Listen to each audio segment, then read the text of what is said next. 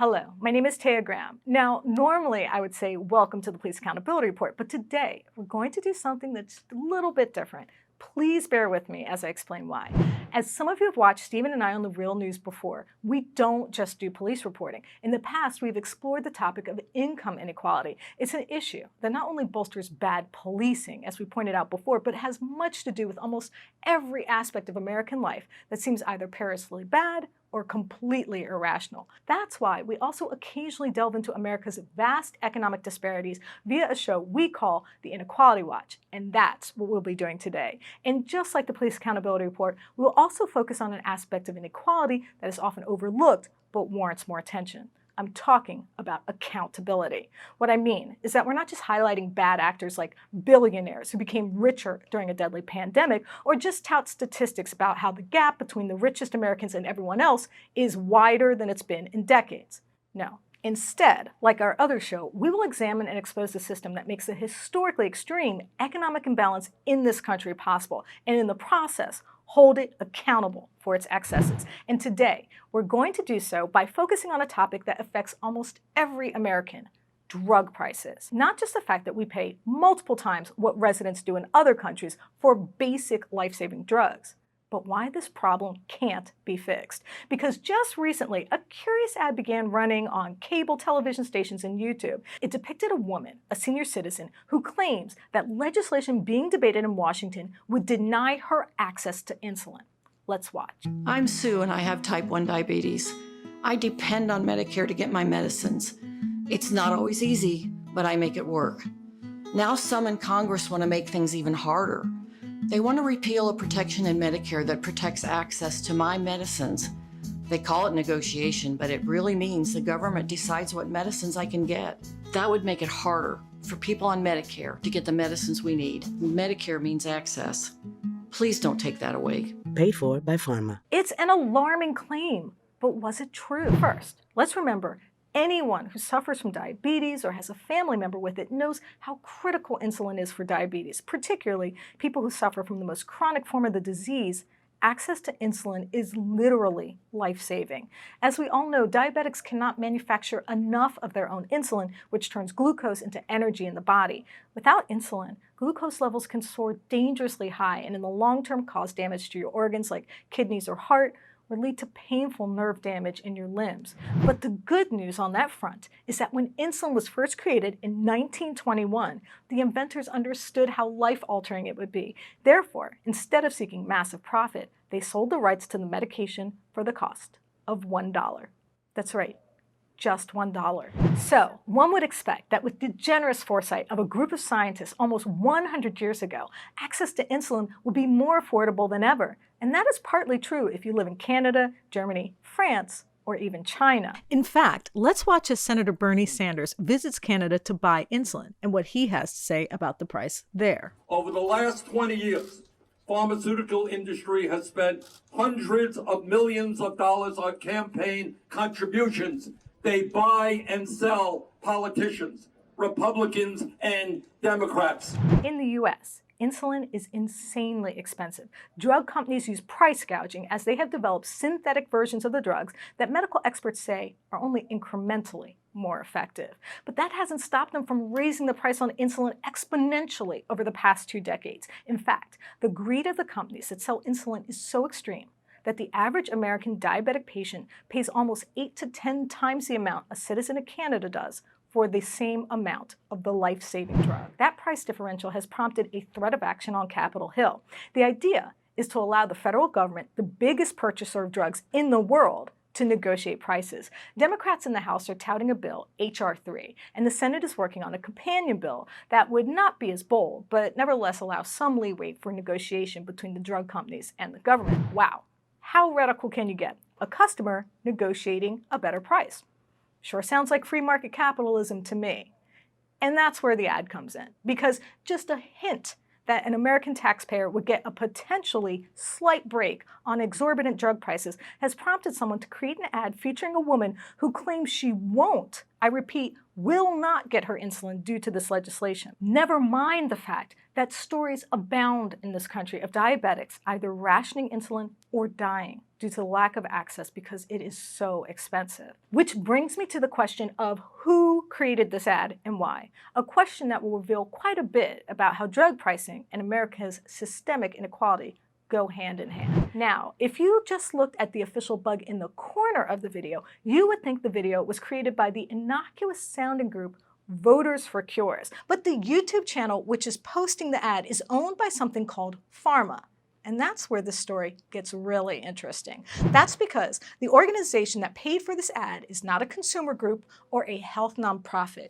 No, it's an entity known as the Pharmaceutical and Research Manufacturers of America. Doesn't sound like an advocacy group for diabetics, does it?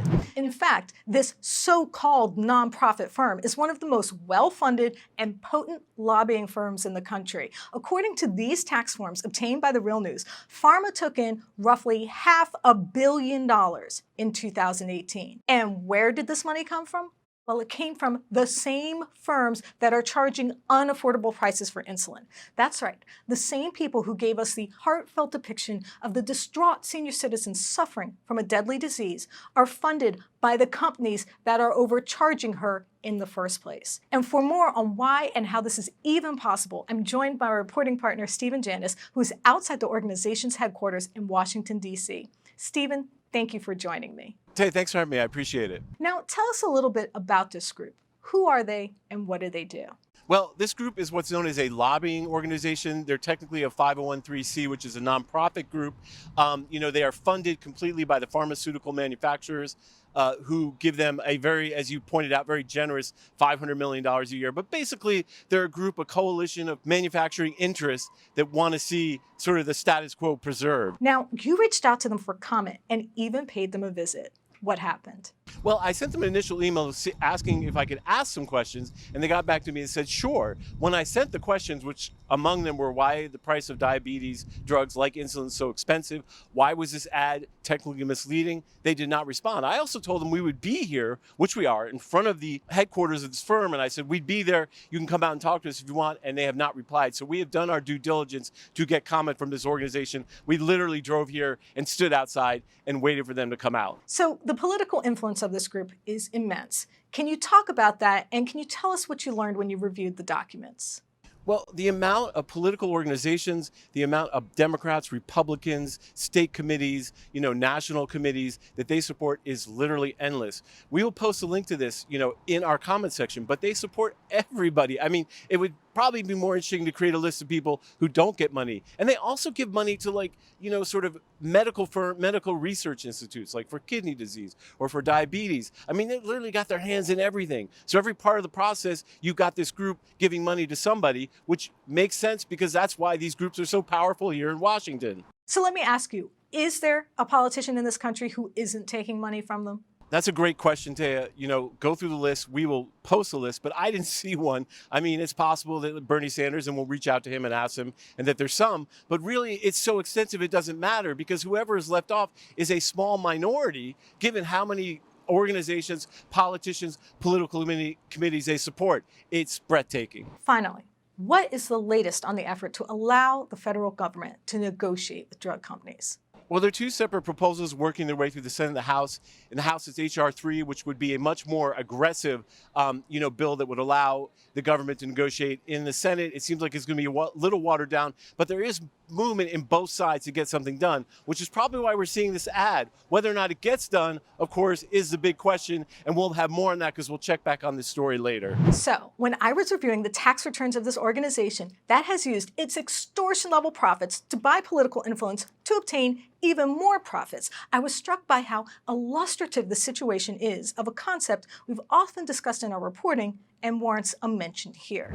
Bear in mind, the companies which comprise PhRMA already pay their top executives millions of dollars in salary and compensation. To have another $500 million to pass around in order to buy influence, I believe this is a classic case of political economy run amok. As many of you already know, a political economy is a symbiotic fusion between politicians and profits, an ecosystem where the profits from a business are bolstered by the political power purchased by the profiteers, and that is exactly what we see here. Big Pharma making so much money that it can literally prevent its largest customers, the federal government, from negotiating better prices.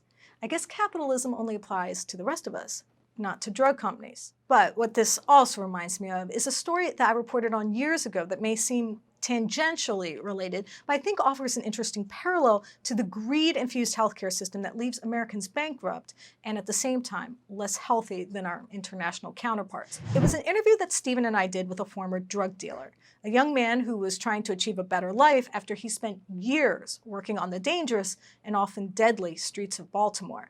One of the things he told us was how much money he spent paying off people in the neighborhood to keep his business afloat. Every day, he would take a big chunk of his profits to hit off various neighbors to look the other way as he plied his trade. The reason he had to do this was because his business was illegal, both destructive to the community and illicit. That's why he told us he had to devote a larger and larger share of his profits to make sure he could buy the community's collective silence. Now, let me make it clear that I am not a proponent of the war on drugs, and I don't fault a young man with limited choices who is trying to work his way out of a system of horrific poverty to find the economic stability that was unavailable to him otherwise. But when I look through the tax returns of pharma and look at the list of groups that receive money from its flush coffers, I can't help thinking about the system of payoffs the drug dealer we spoke to was forced to make. I mean, if you look at the list, its scope is just breathtaking. Not just politicians and political action committees, but foundations that fight disease and medical associations that represent healthcare workers and professionals. Basically, the proverbial block of our so-called medical establishment, the people we entrust with our care who are on the payroll, so to speak, of the pharmaceutical companies that are gouging us for life-saving drugs. It's an interesting symbiosis that reveals how the fruits of inequality and unjust economic policies are intertwined, a relationship that in many ways is just as destructive as the drug dealer's predicament I described earlier. I mean, it is clear that pharma collectively makes so much money that it has more than enough to spread around. And how can we not connect this excess of profits to the corrupting influence of the so-called walking around money the organization uses to spread its message and its power? I mean, to be fair, drug companies say their obscene prices on life-saving drugs are needed to fund research and development. Certainly, that's the case they made with vaccines that have helped limit, though not stop, the current pandemic. But according to the Wall Street Journal, they also had enough money to pay their top 10 executives nearly $250 million a year. That's right, just 10 people raked in $250 million in salary and bonuses in a single year. Maybe you could pay these 10 people just a little bit less and give the rest of the country a break on drug prices. And while companies often argue that they need the excess profits to pay for research on new drugs, why should we, that is, U.S. citizens, shoulder the full cost? Why can't you spread the price of creating new drugs around a bit rather than put the whole burden on us? The point is, if drug pricing were fair, I doubt you'd have to spend $500 million a year on lobbying. I doubt you'd have to donate to every politician across the country if your underlying business model was equitable. And most importantly, you wouldn't have to make a video that is not just misleading, but literally using the plight of a sick senior citizen to justify a pricing system that is literally making us sicker. Just think about this fact. North America accounts for 7% of the world's diabetics, but generates 52% of global insulin sales. China, by comparison, accounts for 25% of the world's diabetics, but only 4% of global insulin sales. How is this possible? Why are we paying more than China? How is that for America first? More importantly, how did this happen? That's a question that remains to be answered, and that's why we will continue to report on this topic until it is. My name is Taya Graham, and I'm your host of the Inequality Watch. Thank you for joining me.